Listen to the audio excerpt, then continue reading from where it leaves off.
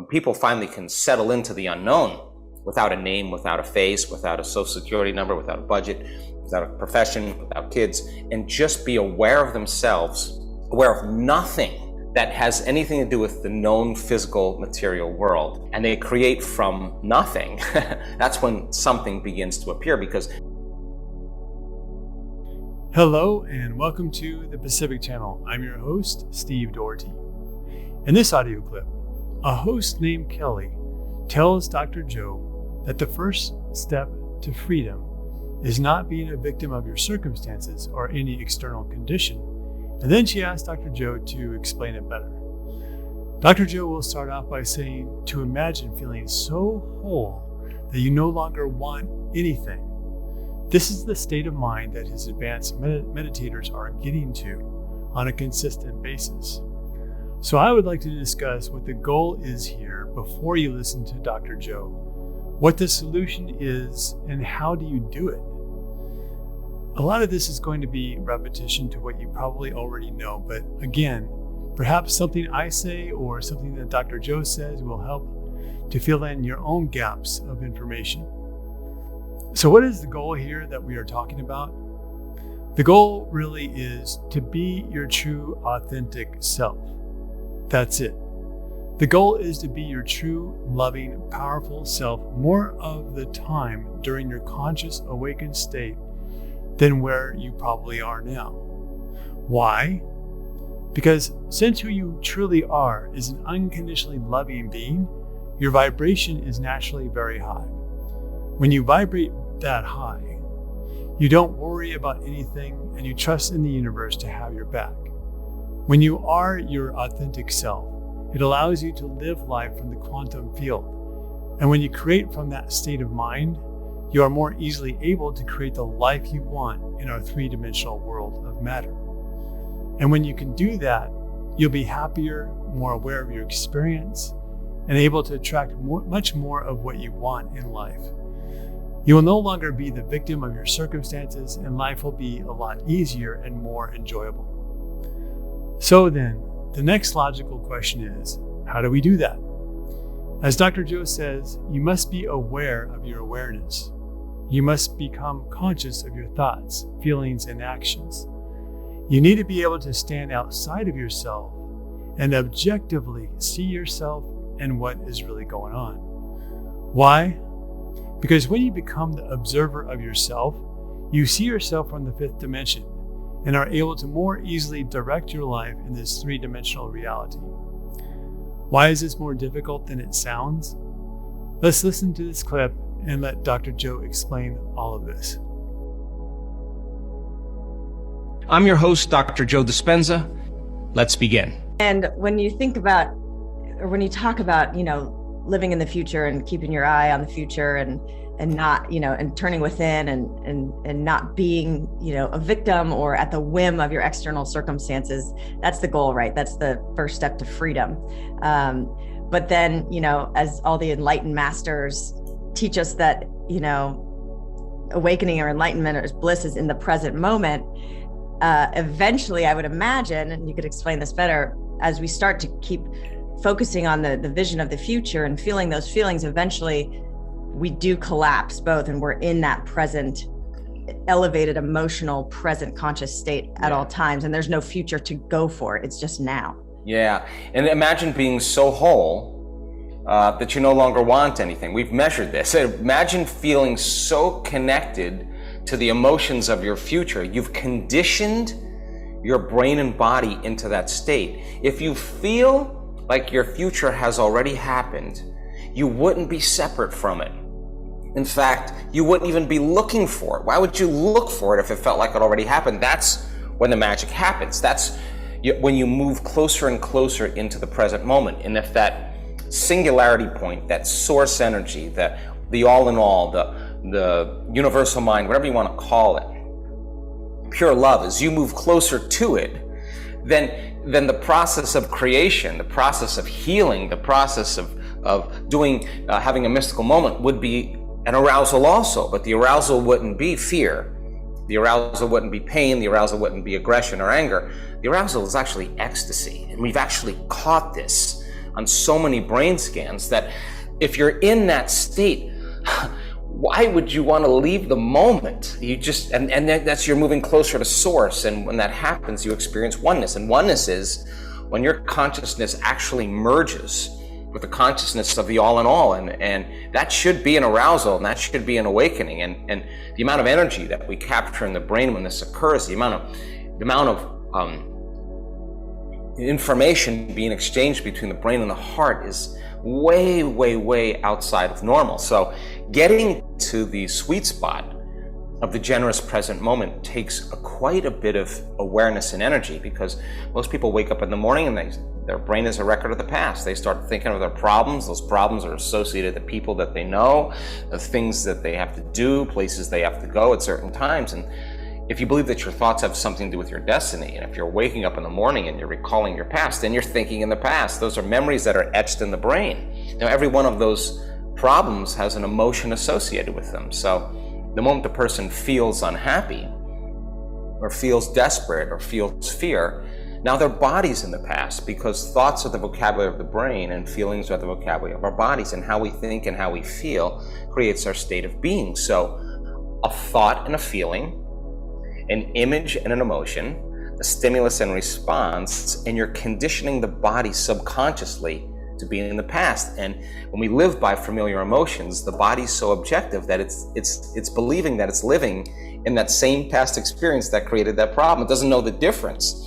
And if the environment signals the gene, and the end product of an experience in the environment is an emotion, we're signaling the gene without the environment. And if those stress hormones dysregulate or downregulate genes and create disease, now you're headed for a genetic future, right?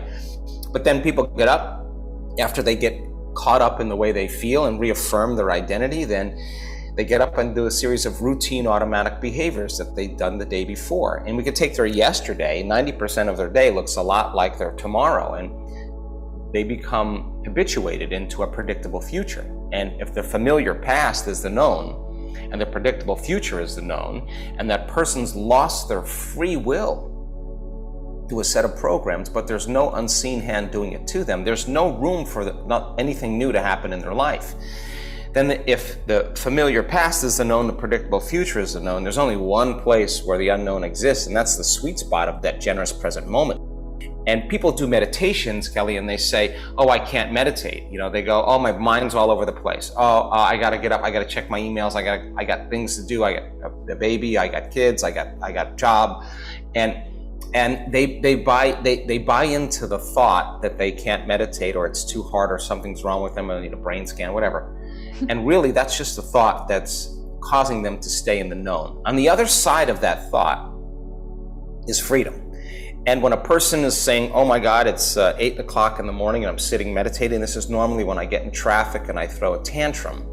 The body's used to that. Don't you think that at 8 o'clock in the morning, the body's going to be looking for that arousal? And if you're not getting it from your outer environment, it'll call up a memory so that you can feel that emotion. And if you catch yourself doing that and you settle the body back down into the present moment, that's the moment you're telling the body it's no longer the mind, that you're the mind, and that's a victory.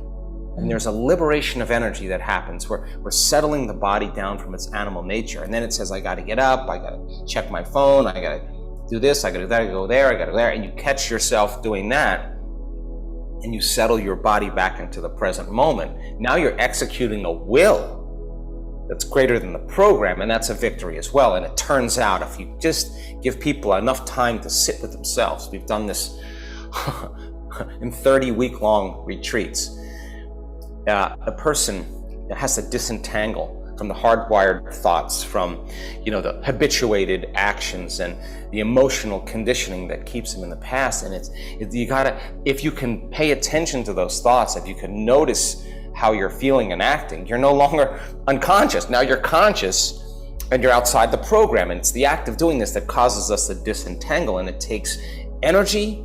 And it takes constant awareness. And you could be a vegetarian, you could be young, you could be old, you could be gluten-free, you could be wealthy, you could be poor, you could be white, you could be black, you could be yellow, you could be anybody you want. You can get a lot of things done. There's not a lot of possibilities equal to your imagination. Now, when people finally can settle into the unknown, without a name, without a face, without a social security number, without a budget, without a profession, without kids, and just be aware of themselves, aware of nothing that has anything to do with the known physical material world, and they create from nothing. That's when something begins to appear, because nothing is the fundamental ground for everything physical and three-dimensional. So teaching people how to do that, to get to that present moment, is the art. And once people actually can get there, they actually no longer really want anything. All the things they thought they want, they no longer want, because they feel like they have them. And I would say that's a really good place to be.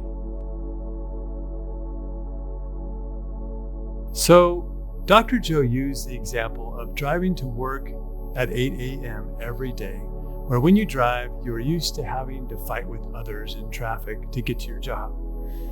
And what he says is that your body is so addicted to the chemicals and cortisol, stress hormones that are created while driving to work, that if you have a day off at the same time of 8 a.m. in the morning, your body and or your subconscious mind will purposely feed you a thought to match that vibration of being in traffic, just so your body can satisfy its craving for the normal chemicals and molecules that it produces at 8 a.m. driving to work every day. This is a key point, because if you do not take conscious control of your body, it will be the mind and keep you in a perpetual state of sameness. It will keep you stuck in the three-dimensional reality matrix. You'll never be able to change. But as Dr. Joe said, if you meditate frequently with the intent of feeling what it would be like to already be living in your future, then you will much more easily be able to overcome your body's desire to be the mind. You must meditate every day. The common denominator amongst most energy healing experts is that they recommend meditating every single day, no matter what. The more you meditate, the more you will raise your vibration. The more you raise your vibration, the more you'll be able to attract the health you want, the wealth you want, a vibrant social life, and even a love relationship if you choose. One of the things that Dr. Joe said is that when the experienced meditators meditate, they can get to a place where they can feel their future so completely and so fully that they no longer want anything. This is a very common law of attraction teaching. Most of us want whatever we want because we believe that when we have it, we will feel better. That's it. That's why. So if you can manifest a feeling first so well that you already feel like you have what you want, then it won't matter whether or not it is here yet in the physical world. The ironic and cool thing about it is that once you get to that place of not needing it and not wanting it anymore, that's when it will come. This happens because you no longer offer up any resistant thoughts of doubt to the universe, so it will come to you much more quickly. It's a rather ironic thing. When you want something really badly, you are too focused on not having it. But when you let it go and feel good anyway, that's when it will come to you. If you like this video, please click the like button. And if you haven't already, please subscribe as well. Our channel's goal is to make it to at least 100,000 subscribers so that we can improve the content and offer you more things. I would like to give a shout out to everyone who has attended our group healing sessions and the volunteers too. So far, we are doing very well, and pretty much every volunteer has either gotten complete relief or else at least some relief. If you have any questions, please ask them below and I'll do my best to answer them. Or leave a comment about what you think about this video. Thanks for watching, and I'll see you in the next video.